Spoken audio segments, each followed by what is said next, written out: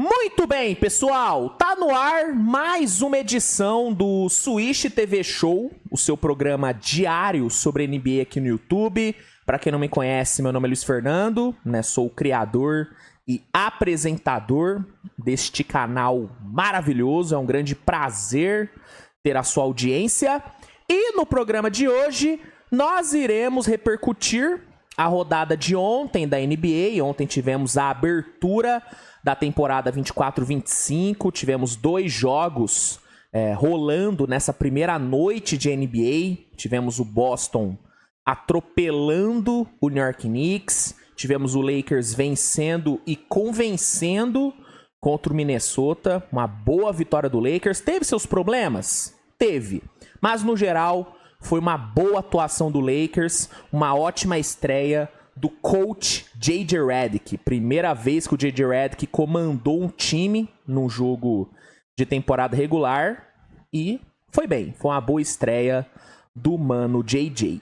Então, iremos falar sobre a rodada de ontem, iremos também comentar, né, sobre algumas notícias que saíram nas últimas horas e vamos aqui bater aquele papo, bater aquela resenha maneira sobre NBA. Antes, só vou pedir para você deixar o like no vídeo, que é muito importante, se inscrever no canal se não for inscrito, e se puder compartilhar o episódio com seus amigos, pegar o linkzinho e jogar nos seus grupinhos no WhatsApp, Facebook, Telegram, se der para fazer isso, faça, porque ajuda muito no crescimento do projeto, fechou? Então, sem mais delongas, vamos aqui começar falando sobre a rodada de ontem.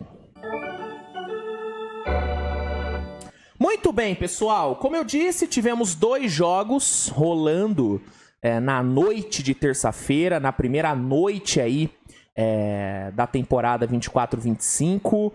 2 jogos interessantes, né? O primeiro não foi lá um jogo muito bom, né? Porque não foi um jogo disputado. Foi basicamente um monólogo do Celtics.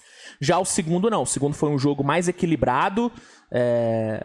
O Lakers conseguiu controlar bem o placar. Mas o Minnesota chegou a ameaçar o Lakers em alguns momentos. Chegou a cortar a diferença para apenas 2 posses. Uma diferença que chegou a ser de 19 pontos. Então, foi um jogo equilibrado, principalmente se a gente comparar com Celtics e Knicks, que foi 0 equilibrado, né? O Nicão... vai lá, hein? O nosso New York Knicks, rapaz, que atropelo, hein? Já vamos começar então com Celtics e Knicks. O Boston Celtics venceu o New York Knicks no TD Garden por 132-109. Foi um jogo onde o Celtics dominou de ponta a ponta. Assim, impressionante a forma como o Celtics não deu chance para o Knicks.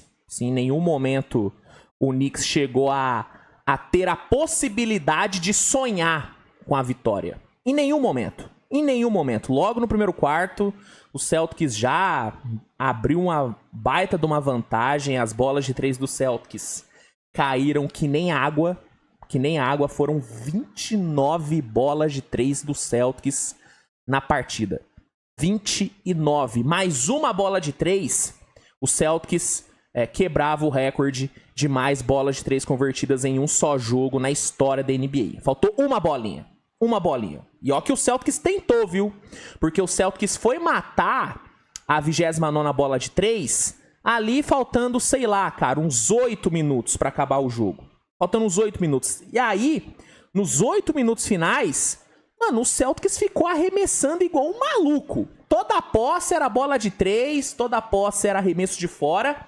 E a bola simplesmente não caiu, cara. O Celtics errou todos os seus últimos 13 arremessos de 3, né?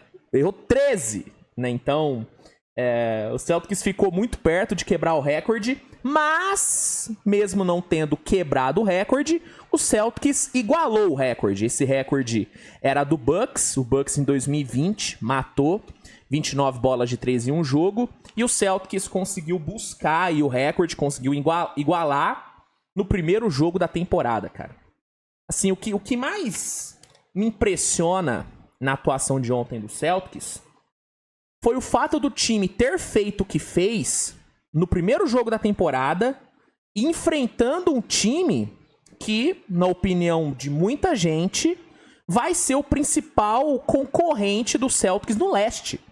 Né? Muita gente, incluindo eu, coloca o Knicks como a segunda força da conferência. E o Celtics simplesmente atropelou esse time, cara. Foi realmente uma atuação surreal do Celtics. Coletivamente, o time foi muito bem nos dois lados da quadra. A defesa do Celtics também fez um trabalho impecável, principalmente ali no primeiro tempo. A defesa que o Celtics aplicou no primeiro tempo não deixou o Knicks jogar, mano. O Knicks não teve liberdade pra criar. O Celtics sufocou o New York Knicks em todas as posses. Assim, o Celtics... assim, muito bem nas trocas, muito bem ali na transição defensiva. Cara, foi realmente um jogo 10 de 10 do Celtics. Não tem nenhum ponto de crítica no jogo do Celtics. Realmente não tem. Não tem. Foi um jogo perfeito, cara. Um jogo perfeito, perfeito. No segundo tempo, o Celtics deu uma leve diminuída no ritmo, mas também porque a vantagem já era muito grande. Então era natural que o Celtics desse uma seguradinha, principalmente na defesa. Mas no ataque o Celtics seguiu muito produtivo, só ali na reta final mesmo.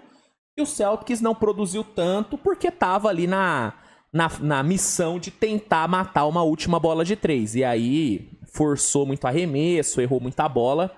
Mas no geral, cara, o Celtics amassou. E assim, o que o nosso querido Jason Tatum jogou ontem foi brincadeira. Inclusive, eu tenho que colocar aqui, né? Pô, falei do homem, eu tenho que colocar. Ó. Ó, tem que colocar aqui, ó. Ó. Pô, tava buscando aqui, ó. Mas, ó, Jason Tatum, falei o nome dele, tem que vir aqui, ó. We did it! Oh my God, we did it! O nosso We Did It. O nosso We Did It jogou bola ontem, viu? Ontem o Jason Tatum foi sacanagem. 37 pontos, 10 assistências, com 8 de 11 nas bolas de 3. 8 de 11. E se não me engano, ele só cometeu um turnover no jogo. 10 assistências com só um turnover. Foi um jogo muito forte do Tatum, uma estreia fantástica. Que eu me lembre, foi uma das melhores atuações que eu vi do Jason Tatum. Uma das melhores. Sem brincadeira. Não é hot take, não é reação exagerada. Não, cara, realmente foi uma das melhores atuações que eu vi do Jason Tatum. Jogou demais. Uma tomada de decisão perfeita, fazendo ótimas leituras. É uma coisa que eu venho gostando muito de ver no Tatum, é a forma como ele tem evoluído como playmaker. Assim, a gente já viu temporada passada o Tatum atuando muito bem como playmaker, atuando muito bem como esse passador. E ontem foi absurdo, cara. A capacidade de achada do Tatum ontem, a forma como ele aproveitou as janelas de passe que o Knicks ofereceu, os passes que ele executou, passe com a mão esquerda, passe picado, passe longo. Cara, o Tatum, ele foi um playmaker de elite ontem. De elite. Os passes que ele achou saindo do pick and roll, achando ali um jogador livre ali no lado fraco da bola, sempre alguém pronto pra arremessar. Mano, o Tatum foi absurdo como playmaker ontem e foi o grande nome da partida e talvez o grande nome da rodada, que o Anthony Davis também jogou muita bola. Mas o Tatum foi impecável. Impecável. O Knicks não teve resposta pro Jason Tatum. Não teve resposta. O Tatum deitou o bigode em todos os marcadores que o Knicks colocou ali nele. Né? Deitou no Mikal Bridges, que inclusive o Mikal Bridges também, hein? Vou ter que, ó, de novo. Mikal Bridges, velho, Que coisa horrorosa foi o Mikal Bridges ontem. Que coisa horrorosa. E eu não tô falando nem só do arremesso dele, que é uma coisa inacreditável. Que, pô, velho, o que fizeram com o arremesso do Mikal Bridges, né? Fica a dúvida, o que fizeram com o arremesso do Mikal Bridges? Pô, ele arremessava muito bem em Phoenix, arremessou bem no Brooklyn, e aí, do nada, ele mudou o arremesso dele. Do nada. Por quê? Eu pergunto, por quê? Por que resolveram mudar o arremesso do Mikal Bridges? Mecânica bizarra dele agora, travada. Nossa, mano. Nossa, horrível. Mas eu não digo que a atuação do Mikal foi horrorosa só por conta do arremesso dele, não. Defensivamente, o Mikal Bridges foi horrível. Horrível. Entendo que primeiro jogo tá ainda se acostumando com o sistema defensivo do Knicks. Eu entendo isso. Mas, cara, o Mikal, ele não conseguiu impactar na defesa. Não conseguia ficar ali parado na frente do Tatum. O Tatum toda hora conseguia gerar separação em cima dele. Não conseguia fazer as trocas defensivas. Teve uma hora... É que eu não vou poder mostrar o lance aqui, porque senão o YouTube vai cortar todo o meu dinheirinho. E aí, né, meu amigo? Aí não tem como, né? Aí o pai precisa passar a conta. O pai precisa pagar a conta, né? O YouTube! Preciso pagar a conta, YouTube! Preciso pagar a conta, né, YouTube? Então, não vou me arriscar a colocar o lance aqui.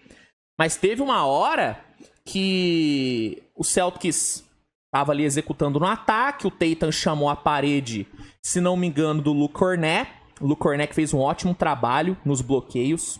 Muito bem, conseguiu gerar muito espaço para arremessos, não só do Tatum, mas, né, de muitos jogadores.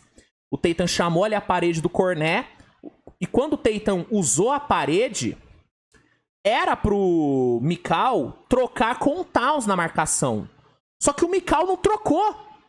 Ele não trocou. E aí o Towns teve que meio que empurrar o Mikal Bridges. Do tipo, porra, presta atenção. É ali que você tem que ficar. O Towns teve que corrigir a defesa do Mikal Bridges. Sabe? Quando o Towns tem que corrigir a sua marcação, meu amigo, você tem um problema muito grande. Aí você tem um problema muito grande. Quando o Towns corrige a sua marcação, você realmente tá defendendo muito mal. Então, Mikal Bridges foi muito mal. E o Tatum soube explorar muito bem isso. Toda hora foi pra cima do Mikal. Conseguiu se criar. Pô, teve ali... Acho que foi no segundo ou no terceiro quarto. Ele meteu-lhe um fadeaway em cima do Mikal. Nossa senhora. Nossa senhora. Foi... Cara, o Tatum jogou muito. Foi o grande nome do jogo e... Nossa, que começo de temporada pro Tatum, hein? Ele que, né, sofreu aí nos últimos meses por conta ali da questão das Olimpíadas. Não jogou, né? O Steve Kerr preferiu dar minutos para outros jogadores do que para ele. Aí ele chega no primeiro jogo da temporada e mete uma atuação dessa, hein? Menino Tatum calando bocas, hein? Menino Tatum calando bocas. E eu vou levantar aqui a seguinte questão. Vou levantar uma questão aqui pra gente discutir. Jason Tatum MVP. Dá pra gente imaginar isso acontecendo? Porque assim, na minha prévia pros prêmios individuais, eu não coloquei o Tatum como um candidato a MVP. Eu acho que tem outros caras que têm mais chance de ganhar do que o Tatum, muito por conta, né, do coletivo do Celtics ser muito forte, aí acaba que o individual não é que não aparece, mas não recebe tanto holofote, né? Quando a gente fala do Celtics, a gente fala muito da força coletiva do Celtics, não fala tanto do individual do Tatum, do individual do Brown. É óbvio que o individual deles aparecem, mas em meio a um coletivo tão forte, em meio a um time tão talentoso, acaba que não dá pra você se destacar tanto assim, né? A menos que você seja, né, pô, Kevin Durant, por exemplo, naquele coletivo do Warriors. Mas mesmo ele não ganhou MVP de temporada regular. Mesmo ele. Então, eu acho que por ter outros jogadores podendo se destacar mais individualmente do que o Tatum, eu acho que tem outros que têm mais chance de ganhar do que ele. Por exemplo, o Luka, o próprio Shai, o próprio Jokic, o Anthony Edwards, o Jalen Brunson. Eu acho que eles têm mais chance de ganhar do que o Tatum. Mas, olhando para o que ele fez ontem e sabendo do que ele é capaz, não dá pra gente imaginar o Tatum ganhando MVP, não, hein? Será que o Tatum não consegue ter uma temporada tão absurda que mesmo em meio a um coletivo tão forte, a um time com tanto talento, será que ele não consegue se sobressair ao ponto de ganhar o MVP? É um questionamento que eu faço. Eu não colocaria o Tatum no top 5, top 6 para MVP. Eu acho que ele não vai ficar. Mas assim, se ele entregar mais atuações como essa de ontem, argumentos vão ter. Porque se ele... Vamos supor... Deixa eu pegar os números do Tatum ano passado. Ó. Ano passado, ele teve 26,9 pontos de média, com 8,1 rebotes e 4,9 assistências, chutando para 37,6% para 3, 47,1% no geral. Esses foram os números do Tatum no ano passado. Em 22-23, ele teve 30,1 pontos de média. Então ele teve ali meio que um downgrade na sua pontuação, muito por conta também da chegada do Porzingis, chegada do Holiday, tudo isso, né, teve um impacto. Mas se a gente pensar num Tatum terminando a temporada com seus 30... Vamos lá. Vamos supor que o Tatum tem nessa temporada as melhores médias da carreira. Vamos supor que ele termina com 31 pontos de média, termina com 9 rebotes, 6 assistências e com aproveitamento muito bom. Será que ele, com esses números, jogando num time que vai dominar a temporada regular, muito provavelmente, será que o argumento de MVP pro Tatum não ganha mais força? Eu acho que ganha.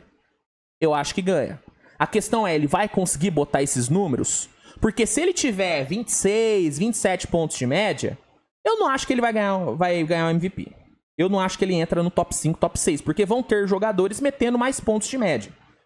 Jalen Brunson vai vir para 28, 29 pontos de média, o Luka vai vir para mais de 30, o Shai a mesma coisa, o Jokic vai, se pá, flertar com médias de triple-double, assim como o Luka também deve flertar, o Anthony Edwards deve vir para quase 30 pontos de média também.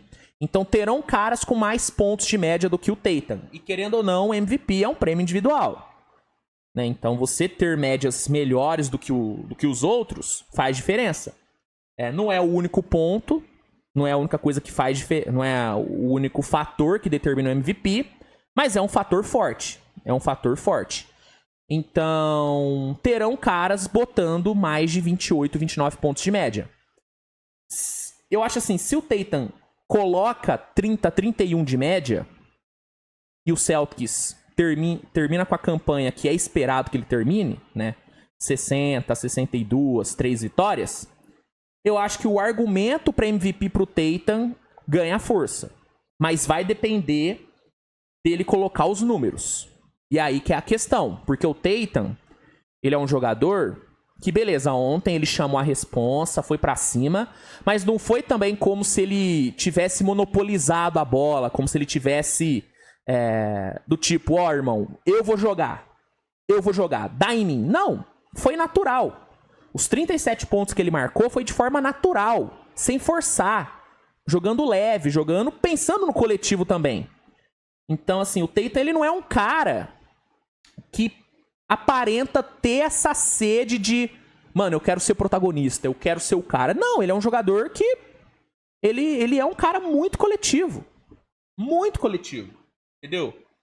E então eu não sei se ele vai ter o ódio né? Como diria Itachi Uchiha, né? Eu acho que falta um pouquinho de ódio pro Tatum de chegar e falar, irmão, quer saber? Eu vou botar os números, eu vou ganhar essa porra de MVP. Eu não sei se ele vai ter essa sede. Mas se ele tiver, se ele botar os números, eu acho que existe um argumento pra ele ganhar o MVP, né? Porque a gente viu ontem que ele consegue botar os números. Eu acho que é muito mais questão dele querer. Mas ao mesmo tempo, sim, será que ele vai querer? Porque assim, ele vai ter que talvez abrir mão um pouco do coletivo e pensar mais no individual. E o Tatum não é assim. Não é muito dele. Essa parada de pensar no individual. Ele pensa no coletivo sempre, entendeu? Então, enfim, eu só quis aqui levantar essa questão. Será que o Tatum vai entrar na conversa para MVP nessa temporada? É uma questão que eu quis levantar e quero saber a opinião de vocês. Eu acho que ele pode entrar na conversa se ele meter os números. Se ele individualizar um pouquinho mais o seu jogo. Aí eu acho que ele entra na conversa. Mas se ele mantiver a postura que é dele mesmo, de pensar mais no coletivo, de não ficar forçando muito o jogo, aí eu acho que não, porque vão ter jogadores que vão botar números melhores do que ele e vão ter campanhas boas. Porque, por exemplo, o Luka, o Dallas não vai ter a mesma campanha do Celtics, mas o Dallas vai ter uma campanha de 50, 51 vitórias, talvez 52, 3. E aí, com os números e com uma campanha muito acima da média, o argumento pro Luka ganhar o MVP vai ser muito forte. O Shai é a mesma coisa em Oklahoma, entendeu? Talvez o Jokic não tenha uma campanha tão boa quanto o Dallas e Thunder, lá em Denver. Mas ele vai ter uma campanha boa também. Então, terão outros caras que vão conseguir aliar os números gigantes com uma boa campanha. Então, enfim, essa é a minha visão. Acho que se o Tatum quiser mesmo, ele consegue entrar na briga pelo MVP, porque qualidade ele tem e a gente viu isso ontem. Isso ficou muito evidente. Mas a questão é que eu acho que ele não vai querer. Eu acho que ele não vai querer. Mas enfim, só quis aqui jogar essa questão. E assim, sobre o Celtics, então é isso. Sim, jogo extremamente forte do Celtics, coletivo absurdo, defesa foi ótima, ataque foi excelente, as bolas de 3 caíram feito água, uma coisa impressionante, Tatum foi maravilhoso, e o time venceu, convenceu e massacrou. Uma vitória totalmente inquestionável do Celtics. O Knicks, cara, muito mal, assim, o Knicks decepcionou muito nessa estreia. Eu esperava um Knicks mais competitivo. Não esperava o Knicks ganhando o jogo, tá? Eu achava que o Celtics ia ganhar. Mas eu esperava ver o Knicks competindo mais. E principalmente na defesa, eu esperava ver um time melhor. Não teve isso. O Knicks não conseguiu em nenhum momento dificultar a vida do Celtics. E isso me decepcionou bastante, mano. A estreia do Mikal foi uma tragédia, a estreia dele na regular. O Towns também não estreou muito bem. Conseguiu ali matar algumas boas bolinhas no ataque, mas defensivamente o Towns deixou muito a desejar, principalmente na briga por rebotes. Sim, o Celtics dominou os rebotes ofensivos ontem. Ficou 11 a 5 pro Celtics nos rebotes ofensivos. Assim, o Knicks não conseguiu brigar por rebotes. E beleza, tem a desculpa da ausência do Mitchell Robinson e do Achuia. De fato, eles fizeram muita falta. Mas, pô, o Celtics estava sem o Porzingis também, né, gente? O Celtics também estava com desfalque no garrafão. Então, assim, foi uma estreia muito decepcionante. Eu acho que o Thibodeau, ele errou na estratégia defensiva. Né? O Thibodeau, ele claramente orientou os seus jogadores a não irem para blitz no pick and roll. Né? Quando o Celtics fazia o pick and roll, o Knicks, ao invés de pressionar o manipulador da bola, o Knicks recuava. O Knicks dava espaço pro cara que tá com a bola ali no Celtics arremessar. E aí, meu amigo, aí foi brincadeira. você dá espaço pra caras como Tatum, White, Sam Hauser, você dá espaço pra esses caras arremessar, Jaylen Brown, fodeu. E o Celtics explorou isso muito bem. Toda hora, Tatum tá lá, chamava o pick and roll, usava o pick and roll, saía da screen, defesa do Knicks recuava, Tatum ia lá e arremessava e matava.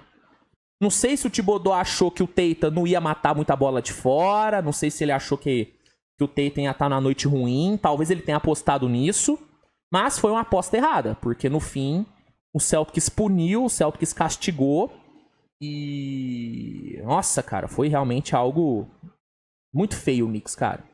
Jogo ruim, tirando ali o McBride, que veio bem do banco, o Brunson, que teve alguns bons momentos, todo o resto do Knicks, cara, muito mal. Os alas, que, cara, são na teoria a grande força do Knicks, ontem os caras não jogaram. O Giannunobi não fez nada, o Mikal Bridges foi a tragédia que eu já falei. O próprio Josh Hart também, totalmente inútil em quadra ontem. Mano, jogo feio do Knicks, cara. Realmente foi uma estreia muito ruim e tem muita coisa a melhorar, velho. Tem muita coisa a melhorar. Acho que esse jogo ele serviu como talvez como uma espécie de choque de realidade. Do tipo, nosso time é bom, temos bons valores, mas o Celtics está em outro patamar. Se a gente quiser ganhar do Celtics, tem muito a melhorar. Entendeu? Acho que o jogo de ontem meio que pode ter dado esse choque de realidade no Nicão. Mas enfim, acho que sobre Celtics e Knicks era isso. Bora passar para Lakers e Minnesota Timberwolves. Bom, Lakers e Minnesota. O Lakers venceu o Minnesota em casa por 110-103. Essa foi a primeira vez na era LeBron James em Los Angeles, onde o Lakers ganhou um jogo na estreia. O Lakers nunca havia ganhado na estreia nesse período de LeBron por lá. E ontem o time conseguiu quebrar este tabu graças a um jogo coletivo muito bom. O Lakers coletivamente funcionou, mas o grande fator de desequilíbrio no jogo de ontem foi o senhor Anthony Davis. O que o Anthony Davis jogou ontem foi uma coisa impressionante. Assim, o AD... Cara, o AD, ele é espetacular, né, mano? Ele é espetacular. O AD, ele é um dos melhores jogadores da liga. Eu acho que nem é polêmico falar isso. É um cara que tem um impacto nos dois lados da quadra que poucos jogadores da liga têm.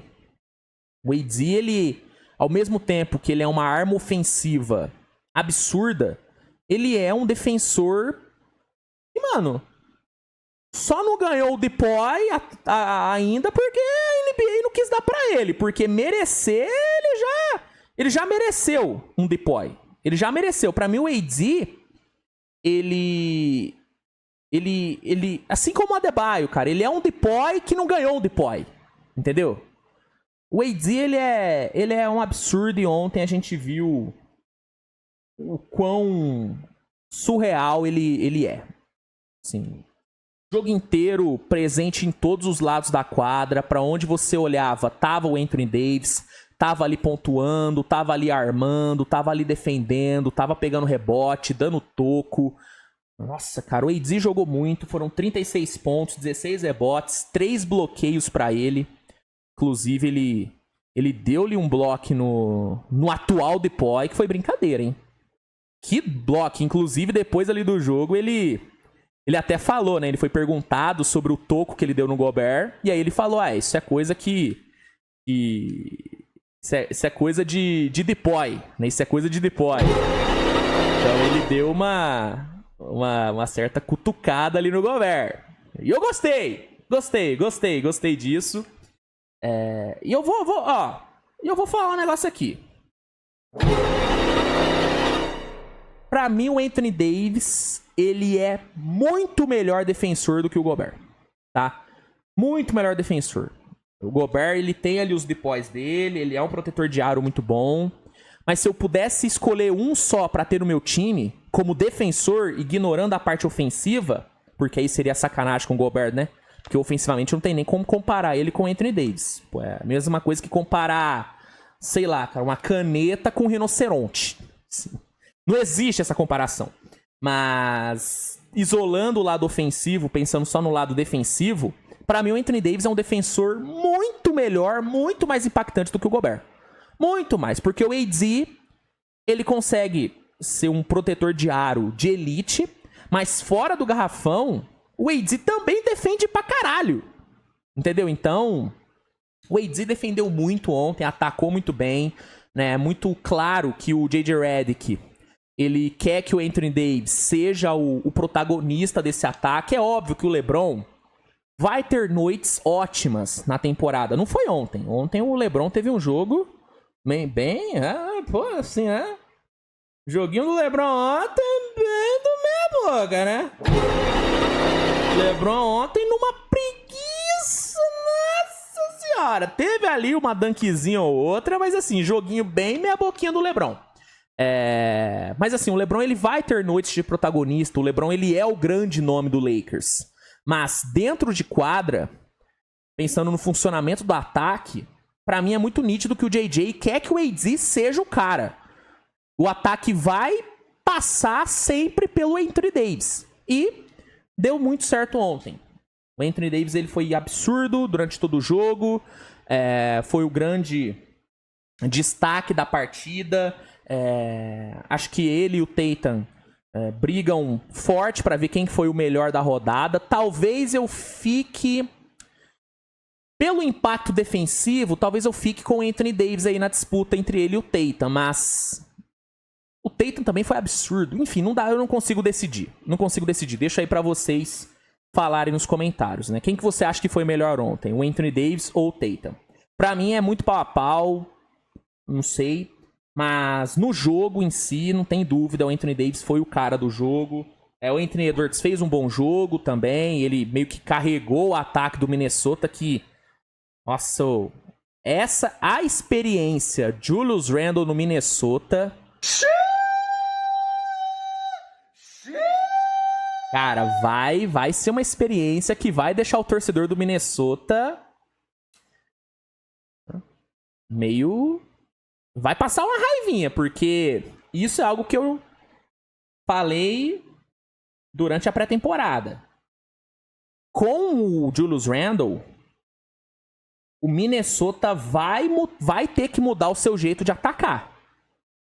Porque com ele e o Gobert juntos no quinteto titular, o espaçamento de quadra do Minnesota vai ser absurdamente prejudicado. E ontem foi muito prejudicado. O Minnesota não conseguiu espaçar com o quinteto titular em quadra. Não conseguiu. Os melhores momentos do Minnesota no jogo de ontem foi com os reservas. Com o quinteto titular ali, as coisas não fluíram. Beleza. Teve também o fato de que o Mike Conley teve uma das suas piores atuações dos últimos anos. A defesa do Lakers fez um trabalho muito bom, uma intensidade muito alta, forçando turnover, gerando dificuldade pro Minnesota, incomodando o Minnesota nas posses. O Lakers teve muito mérito no desempenho ofensivo ruim que o Minnesota teve. Mas a falta de espaçamento, mano, prejudicou muito o ataque do Minnesota, porque sem ter um bom espaçamento, o Minnesota acaba tendo que atacar de uma forma, primeiro, mais lenta. Não dá pra botar muita velocidade, não tem muito dinamismo ali no ataque, porque não tem espaçamento de quadra. E muitas posses acabam tendo que ser posses de mano a mano do Anthony Edwards. E aí é muito mais fácil, entre aspas, você marcar um só jogador, mesmo sendo o Anthony Edwards, do que marcar o resto do time. Porque o que o Lakers teve que fazer ontem, basicamente? Focar no Anthony Edwards e trancar ali o garrafão. Porque bola de 3 o Minnesota não conseguia matar. Porque o Randle é horrível arremessando de longa distância. O Mike Conley não tava matando nada. E o McDaniels toda hora saía por falta. Toda hora ficava fazia faltas seguidas e tinha que sair de quadra. Então, pra marcação do Lakers, a falta de espaçamento do Minnesota, mas foi um auxílio enorme. Ajudou muito, facilitou demais o trabalho defensivo do Lakers. Então, a experiência Randle como titular do Minnesota, mano, vai ser algo... Vai dar muita dor de cabeça, não só pro torcedor, mas principalmente pro Chris Finch. O Chris Finch vai ter muito trabalho para fazer esse quinteto funcionar com Randle e Gobert juntos. E aí eu vou levantar uma possibilidade aqui. Naz Reid pode, na minha visão, pegar essa vaga do Randle, tá? Eu acho que a gente pode ver, em algum momento nessa temporada, o Naz Reid assumindo a titularidade no lugar do Randle. Ou o Minnesota trocando o Julius Randle. Eu realmente acho que o Minnesota pode sim acabar trocando o Randle pela falta de encaixe, mano. Pela falta de encaixe. Porque realmente o time, na pré-temporada, não funcionou com o Randle. O time não jogou bem. E ontem não jogou bem também, cara. Num jogo onde o Minnesota era favorito. O Minnesota era favorito ontem. E o Minnesota não conseguiu fluir no ataque. O jogo foi equilibrado, não foi um amasso como foi o do Celtics contra o Knicks. Mas assim, depois que o Lakers abriu vantagem no segundo quarto, o Minnesota não conseguiu buscar. O Minnesota cortou ali para 4 pontos no quarto período, mas só também. E por quê? Porque o ataque não fluiu. O ataque se resumiu a Anthony Edwards, que fez um jogo muito bom, 27 pontos com 5 de 13 no perímetro, jogou muito. E se resumiu ao Naz Reid e ao Alexander Walker matando bola de 3 vindo do banco. Mas tirando os 3, cara, o resto do time do Minnesota não fez nada. O DiVincenzo fez um jogo muito ruim ontem. 2 de 8 para 3. E com o quinteto titular em quadra, as coisas simplesmente não funcionaram, não fluíram. Foi muito mais fácil pro Lakers marcar o Minnesota quando os titulares estiveram em quadra. Por quê? Porque não tinha espaçamento, e esse é o grande ponto. Essa é a grande questão sobre o Randle no Minnesota. Individualmente, o Julius Randle é bom jogador. Ele é muito talentoso, o Julius Randle. Ele teria um bom encaixe em alguns times da liga.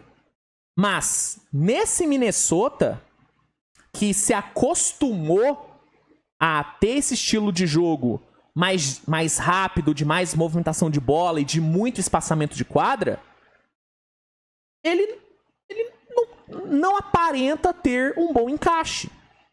Então, por isso que eu acho que existem essas duas possibilidades. Ou a possibilidade do Naz Reid assumir a titularidade e aí o Randle ir pro banco, porque o Gobert não vai sair desse time, gente. O Gobert não vai sair desse time, até por conta da extensão que ele assinou. E, inclusive, daqui a pouco eu comento mais sobre essa extensão do Gobert, no bloco de notícias.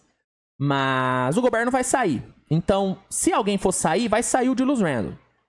Então, eu acho que existe a possibilidade do Naz Reid tomar essa posição, ou, o que eu acho que é até mais possível, o Minnesota trocar o Randle na trade deadline. Entendeu? Então, eu acho que existe sim essa possibilidade, porque realmente vai ser difícil o Chris Finch fazer esse time titular funcionar. Vai ser difícil, cara. Até por conta também da parte defensiva. Defensivamente ontem, o Minnesota deixou muito a desejar, mano.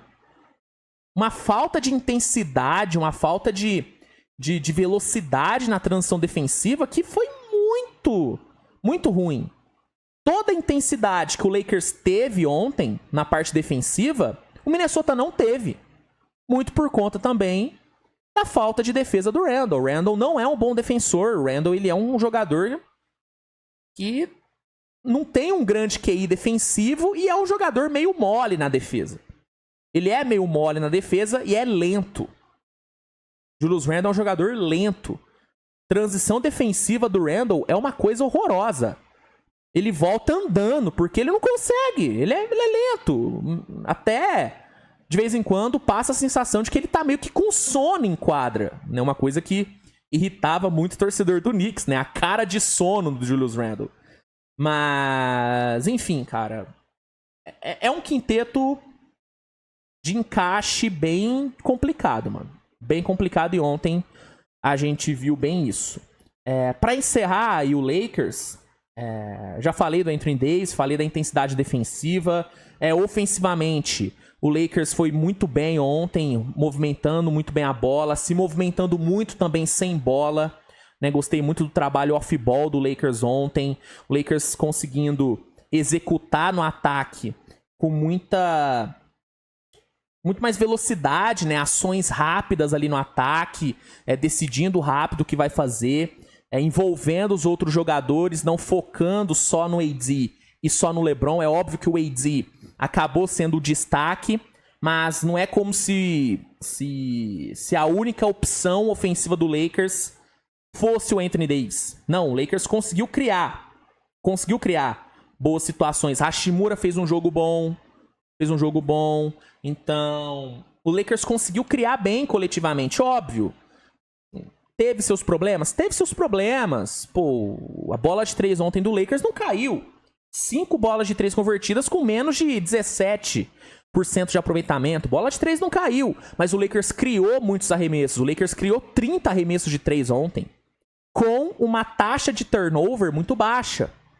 Então, mesmo tendo ali seus problemas de eficiência, pensando no funcionamento do ataque, criação de jogadas, o Lakers foi muito bem, cara. Foi muito bem. Gostei realmente bastante do que eu vi do Lakers ontem. J.J. Redick tá conseguindo aplicar as suas ideias de jogo. E eu gostei, mano. Realmente eu gostei. Pra mim foi uma estreia muito boa do Lakers. Muito boa. Teve ali a LeBron e Bronny de novo fazendo história, né? Os dois que já haviam feito história jogando juntos na pré-temporada. Ontem, pela primeira vez, os dois jogaram juntos na temporada regular. O JJ colocou o Bronny ali no meio do segundo quarto. Colocou ele junto do LeBron. Os dois entraram juntos numa cena que pro documentário do LeBron com certeza foi maravilhosa. E aí, pela primeira vez, nós tivemos pai e filho jogando juntos numa temporada regular da NBA. Isso nunca havia acontecido antes. Então os dois fizeram história. E foi um momento muito bacana, cara. Foi um momento realmente muito legal. E o Anthony Davis, ele falou uma parada muito legal depois do jogo, que ontem foi a primeira vez que o LeBron fez história, né? Que tivemos aí um grande marco ali da carreira do LeBron. E ele saiu com a vitória, né? Porque quando o LeBron virou o maior cestinha da história, que foi contra o meu Tandão, né? O meu Oklahoma City Thunder. E aí toca o alerta de clubismo, né? Porque quando o LeBron bateu o recorde dele contra o Thunder ganhou o jogo, né? O Thunder ganhou! Importante lembrar, o Tandão ganhou aquele jogo. Ganhamos aquele jogo. Então... Pô, o alerta de clubismo é muito bom, né? Então... O LeBron, ele... Nessa era Lakers... Normalmente, quando ele quebra um recorde, ele não consegue ganhar o jogo. E ontem, pela primeira vez, o Lakers ganhou um jogo com o LeBron fazendo história. Porque ontem o Lakers ganhou e o LeBron se tornou o primeiro pai, né, a jogar com o filho. E o LeBron também passou o Kobe e se tornou ontem o jogador que mais errou arremessos na história da NBA. Olha aí, um marco pro LeBron, hein? Um marco pro LeBron. Deixa eu ver se eu acho aqui, ó. Ó. Deixa eu ver se eu acho aqui, ó. Ó. Palmas pro LeBron James, ó. O primeiro, né, na lista de jogadores que mais erraram arremessos na NBA, ó. Isso é um marco, pô. Isso é um grande marco. Mas enfim, assim, foi um grande jogo do Lakers, bela apresentação. E Minnesota, muita coisa a melhorar, hein? Muita coisa a melhorar. Enfim, acho que sobre os dois jogos era isso, né? Só tivemos esses dois jogos ontem. Hoje teremos uma rodada mais extensa. E agora, pra gente encerrar aqui essa edição, vamos para o nosso giro de notícias. Vamos lá, pessoal. Separei aqui algumas notícias que saíram na NBA nessas últimas horas. Deixa eu só ver se não saiu mais nada. Não, só essas mesmo. Ó, vamos lá então. Vamos começar aqui com a primeira notícia, que é sobre a... Deixa eu pegar aqui. Tá. Aí, ó. Que é sobre a extensão de contrato que o Gobert assinou com o Minnesota, né? Ontem, antes do jogo, minutos antes do jogo, saiu a notícia de que o Gobert renovou o seu contrato com o Minnesota, 3 anos aí de contrato, 110 milhões de dólares. E aí, tem aí a informação do Charania, postagem do Coast to Coast, de que o Gobert abriu mão de 46 milhões de dólares no seu último ano de contrato, começa a valer 36 anuais, e com essa grana que ele abriu mão, ele conseguiu fazer com que o Minnesota economizasse 10 milhões de dólares em 25, 26. Então, o Gobert ele tomou aí uma decisão pensando na saúde financeira da equipe, o que é algo que não costuma acontecer muito na NBA, né? Normalmente os jogadores querem ganhar o máximo possível e que se foda o cap da franquia, né? O Gobert não. O Gobert tomou aí essa decisão visando ajudar um pouquinho aí o Minnesota a aliviar a luxury tax. Até porque também, né, gente? O Gobert, vamos falar a verdade, não quero aqui fazer conta com o dinheiro dos outros e nem criticar o quanto o cara ganhou ou deixou de ganhar na carreira, mas a verdade é que o Gobert já ganhou muito mais do que ele merecia ganhar na liga, né? Pô, vamos falar a verdade? Pô, falando sobre jogo, basquete praticado, pô, gente, assim, o Gobert, ele ele ganhou muito mais do que o seu basquete, né, apresentado, assim, né? Pelo basquete apresentado pelo Gobert na carreira, ele não deveria ter ganhado nem metade do que ele ganhou. Então, de novo, beleza, parabéns pro cara pela grana que ele ganhou, tem muito mérito aí, mas eu acho que o Gobert, acho que o Jazz, principalmente, foi um time que deu uma supervalorizada absurda no Gobert. E aí, o mercado inflacionou, aí o Minnesota também teve que dar uma supervalorizada aí no Gobert. Então, ele abre mão aí de grana, mas também não é como se fosse um grande sacrifício para ele, porque ele já ganhou bem mais do que talvez até ele imaginasse que ele iria ganhar na NBA. Então, tá de boa pra ele. Uma coisa é o Jalen Brunson abrir mão de dinheiro na renovação com o Knicks. Outra coisa é o Gobert abrir mão. Porque o Brunson, ele merecia ganhar o máximo possível. Já o Gobert, não, né? Então, enfim, é só minha opinião também. Você tem todo o direito de discordar. Mas aí tá aí a renovação do Gobert. 110 milhões, 3 anos. Tem uma player option no último ano. O que pra ele é bom, porque ele pode decidir aí o seu futuro no último ano de contrato. E, assim, dado o contexto, pro Minnesota foi uma boa renovação, assim. Óbvio, gente, eu tenho ressalvas sobre a qualidade de jogo do Gobert. Tenho várias ressalvas. Eu acho que é um cara que realmente não vale o contrato que tem. É um cara que ofensivamente não te entrega nada. E até na defesa, que é onde ele mais impacta, ele tem alguns pontos, né? De novo, ontem o cara foi totalmente exposto pelo Anthony Davis. E isso acontece com uma frequência absurda. Toda hora o Gobert é exposto na defesa. Então, obviamente que eu jamais estenderia por 3 anos 110 milhões de dólares com o Gobert. Mas, dado o contexto do time, cara, assim, não tem como o Minnesota hoje abrir mão do Gobert. Não tem como. E esse era o preço para manter ele. E aí conseguiu esse descontinho aí. Conseguiu que o Gobert abrisse mão de 46 milhões no seu último ano de contrato. Então, mano, dado o contexto, foi uma boa renovação pro Minnesota. Foi uma boa renovação pro Minnesota. Tá? Então, é isso. E pro Gobert também. Abriu mão de dinheiro, mas ainda vai ganhar dinheiro pra caramba. 110 milha por mais 3 anos. Player option no último ano. Eu acho que é uma extensão, dado o contexto, uma renovação boa. Uma renovação boa. Próxima notícia ruim aí pra torcida dos Sixers, né, cara? Né, segundo aí informações, Joel Embiid e Paul George não jogam na estreia dos Sixers na temporada, né? O Sixers estreia hoje, nessa quarta-feira, na temporada, contra o Milwaukee Bucks, e não vai ter 2 dos seus principais jogadores, né? Tá aqui, informação do Shams Charania, os 2 não jogam, né? O Embiid, ele, inclusive, não joga nessa semana, tá? Ele não joga nessa semana. O Paul George ainda tem chance de jogar ainda nessa semana. Não joga na estreia, mas pode jogar no próximo jogo, que é contra... acho que é contra Toronto, se não me engano. Então, informação ruim, né, cara? Informação ruim. Vai ser um jogo duro contra o Bucks. O jogo é em casa.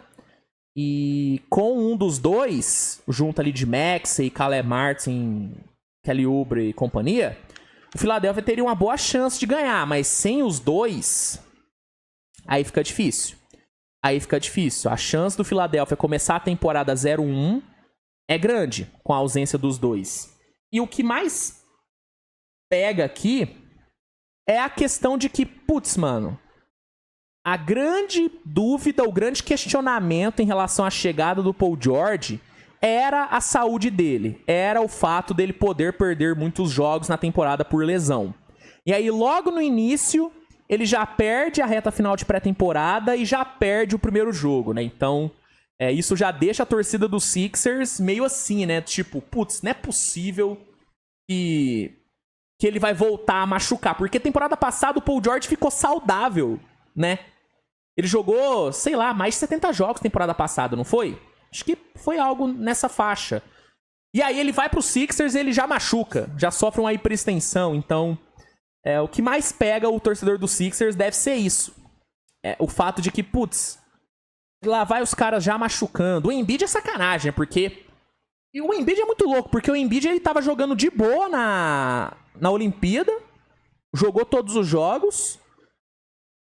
Segundo informações, a evolução ali na recuperação dele no joelho tava boa, ele tava recuperando bem, e aí ele não joga a pré-temporada inteira e já vai perder a primeira semana de regular. É um negócio estranho. O Nick Nurse ontem ele foi questionado sobre a ausência do Embiid e ele mesmo não soube o que responder. Então, essa situação do Embiid é meio esquisitinha, né?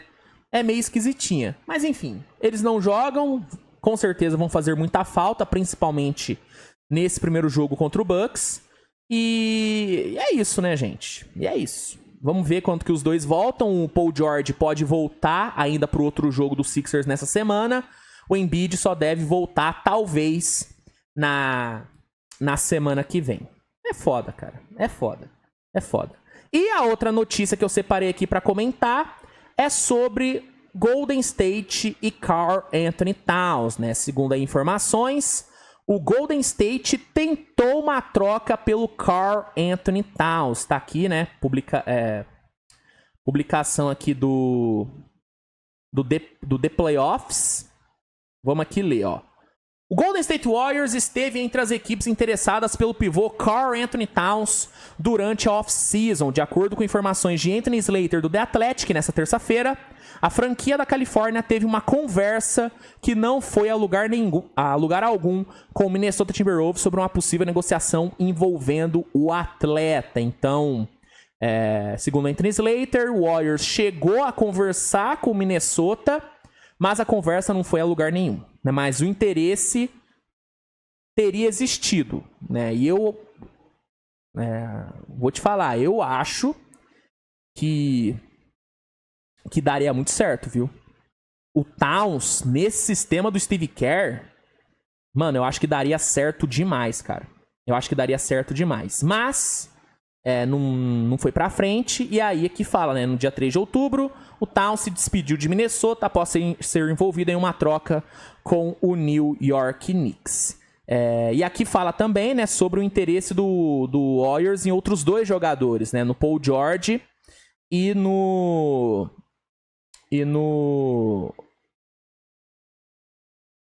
Cadê? Fala aqui do interesse do Paul George e também no Markkanen, né? Que o Warriors teve interesse nos 2. O próprio Paul George confirmou o interesse que o Warriors tinha nele, né? Ele fala, né? Isso era uma coisa real e que estava perto de ser feito. Esse acordo estava perto de ser feito pelo que me disseram sobre a situação. Eles estavam falando sobre o quanto me queriam lá, como eu poderia ter me encaixado perfeitamente com o Draymond Green, Steph, Clay, provavelmente teria ficado. Podziemski, Kuminga, Andrew Higgins. Então, assim, o próprio Paul George confirmou que o Warriors tinha interesse nele e fala também aqui sobre o interesse do Warriors no Lauri Markkanen. Esses 2 interesses a gente já sabia, né? Eu já falei muito aqui no canal, na época, né? Sobre o interesse que o Warriors tinha nos 2. Só que sobre o interesse do Warriors no Towns, eu sinceramente não sabia. Mas, segundo Anthony Slater, o interesse existiu. Mas, considerando que o Warriors não quis abrir mão de Kuminga, de Muri, né? Pelo Paul George e pelo Markkanen, eu acho que o Warriors também não ia conseguir o Towns, porque com certeza o Minnesota ia pedir um desses jogadores. Então, assim... E vamos lá. Qual seria um pacote melhor? Vamos esquecer salário. Mas, um pacote com Kuminga e Podziemski ou o pacote que o Knicks ofereceu com DiVincenzo e Julius Randle? Qual seria um pacote melhor? Não sei, hein? Não sei, porque o que desequilibra pra mim é o DiVincenzo. DiVincenzo é um desequilíbrio forte. Mas Kuminga e Podziemski seria uma ótima pra Minnesota, hein? Pensando em encaixe, característica, eu acho que os 2 teriam um encaixe bem interessante nesse time. Por exemplo, o Kuminga encaixaria melhor do que o Randle, na minha opinião. Porque ele é mais rápido, mais atlético, melhorou como arremessador. Então, acho que seria um bom pacote.